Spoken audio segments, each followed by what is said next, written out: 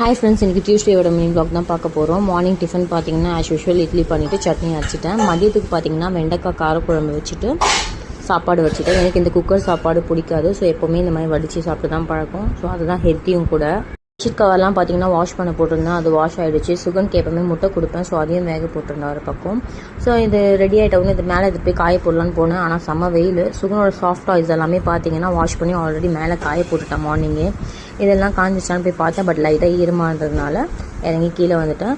அதுக்குள்ளே சுகனுக்கு சாப்பாடு முடிச்சுட்டு அவரை தூங்க வச்சுட்டு ஈவினிங் வந்து ஸ்நாக்ஸ்க்காக உருளைக்கிழங்கு பஜ்ஜும் வெங்காய பஜ்ஜும் போட்டிருந்தேன். அது மசாலா ரெடி பண்ணி வச்சுட்டு மேலே டாய்ஸ் எல்லாமே காஞ்சிச்சு. ஸோ அதெல்லாமே எடுத்துகிட்டு வந்துட்டு அதுக்குள்ளே என் ஹஸ்பண்ட் பார்த்தீங்கன்னா அவங்களே பஜ்ஜி ரெடி பண்ணிட்டாங்க.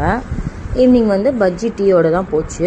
ஸோ அது ஈவினிங் 6 o'clock மேலே ட்ரெண்ட்ஸ் போயிருந்தேன் எனக்கு டாப்ஸ் எடுக்கிறதுக்காக. அங்கே போய்ட்டு டாப்ஸ் எடுத்துகிட்டு அங்கேருந்து கிளம்பிட்டோம்.